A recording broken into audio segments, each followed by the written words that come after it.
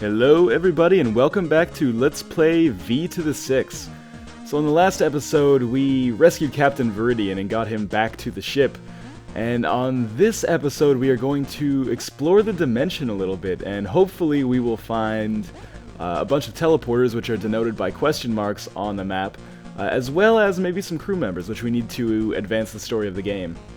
And now that I see that really glaring mouse pointer in the center of my screen, kind of feel like I'm Retsu praying my own work here. Well, there's a teleporter at least, but yeah. I promise you that mouse pointer will be going away in about 30 seconds. In any case, we actually stumbled upon our first level here. And all of these levels have a unique kind of gameplay mechanic. And the gimmick to this one is that those white lines reverse your direction. So, they do a good job of easing you into it here, just giving you these very simple little bounce puzzles, but the mechanics get a little bit more advanced the further you get in the game. Or I should say the further you get in this level. You want to access these terminals, because every terminal you access will give you some kind of information on your map as to where the next level is. And also, of course, a little bit more fleshing out the story a little bit, even if it doesn't do anything for your map, which that one didn't. And they start to get, you know, like collectibles in any good platformer, they are usually hidden or behind relatively difficult obstacles, and this game is no exception. Some of the trinkets that you need to collect, particularly, well, one in particular, if you've played the game, you'll know exactly which one I'm talking about, but are really, really difficult to get, and basically require perfection, or at least almost perfect precision, let's put it that way. So the way they do this level is really cool with the bouncing, and they do use it in a number of different ways. And like, as you can see here, mostly we've just been having to bounce between things, but soon you will have to, for example here, it acts as a ceiling, and then going using the gravity in the opposite direction, it acts as a ceiling that way. And this way we're going to kind of use the change in direction as kind of like a centripetal force to pull us around and get that checkpoint. So the way they play with the physics in this game is really cool. Oh no, syntax error, that's no good. So now things really start to get intense on the level as they give us harder and harder obstacles that have checkpoints fewer and further between. And in particular, I really like this one, the free your mind, the Matrix reference. If you just basically push it to the limit there and keep holding the right button, you will make that jump every time. The hard part is actually convincing yourself to do that. And once you get out of a groove in V6, similar to, you know, a game like Super Meat Boy, or any other hard game that requires concentration, once you lose that concentration by getting your first couple of deaths, hard to get back into that groove, and I experienced that a lot. Yeah, see, I messed up the simplest part there. All you gotta do is hold the right direction. So before we get too deep into this Let's Play, I would be remiss if I did not mention the fact that this was gifted to me on Steam by my buddy Akatsuki Artist. And I am really, really thankful for that, so I just wanted to give him a shout out. If you guys want to add me on Steam, not to suggest that you should be all buying me games, but if you want to add me on Steam as a friend, because I'm new to the platform and, you know, haven't really had a chance to interact with it too much in a social aspect, add me. My Steam name is NorthernlionLP, and that is also in my channel description, so if you guys, you know, want to add me on Steam, you want to hang out on Steam, please let me know.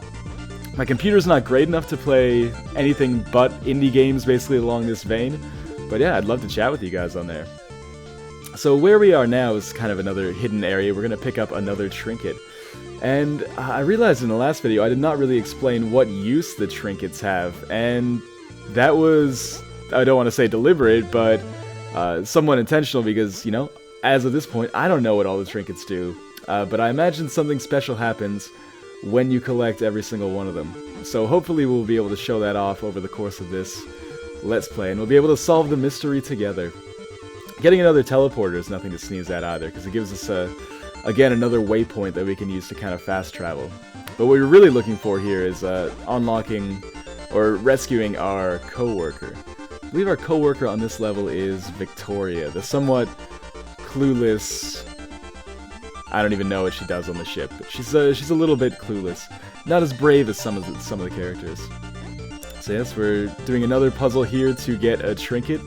This level is loaded with trinkets. Considering there's 8 levels in the game and only 20 trinkets, to have 3 of them on this level is pretty crazy. Not that I'm complaining, because these ones are relatively easy compared to some of the ones that you find deeper into the dimension. Even though that puzzle right there is a little bit tricky. So now we enter the really crazy part of the stage where they just keep bouncing us back and forth between these, and we don't really get a chance to take a break too much or stand around. And these are the bane of my existence most of the time. Oh, I'm completely in phase with this one. Alright, made it over. Or under, I guess. And then they get tighter and tighter together, and this one is usually kind of a ball buster for me. I think usually I just try to go as fast as I can and hope for the best. And it actually almost worked. Maybe one more try. 5th time's the charm. Excellent. And you can see, I love the level names, like this one. I'm sorry. Oh, well, I'm sorry too. I'm sorry I suck so bad at the game right now.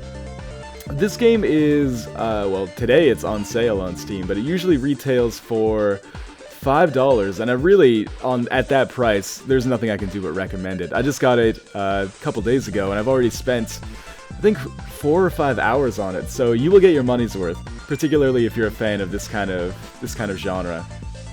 Let's put it this way. If you're watching my Let's Plays, there's a good chance you found me because of Meat Boy. If you like Meat Boy, you will love this game. There's no coincidence why, you know, Captain Viridian was included as an unlockable character in the PC version of Super Meat Boy. Alright, so you can see that last puzzle was quite tricky, and so was this one. They really start to... It's almost like a puzzle game in that you have to plan your movements well in advance here, because you really don't get a chance to think about it as you're doing it. There's no chance for you to take a break. It reminds me of Braid, kind of in that way, that you have to pretty much plan out everything you're going to do before you do it.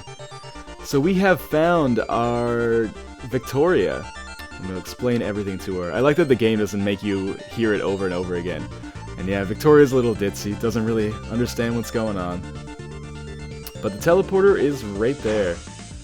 So we will take her back to the ship. Level complete. Excellent. So we have 3 crew members remaining to rescue, and that will make up the bulk of the first half of this Let's Play. So now we've gotten back to the ship, we'll just go and talk to Violet again, and see what's going on in the story. Victoria is happy to be back on the ship. Thanks for watching.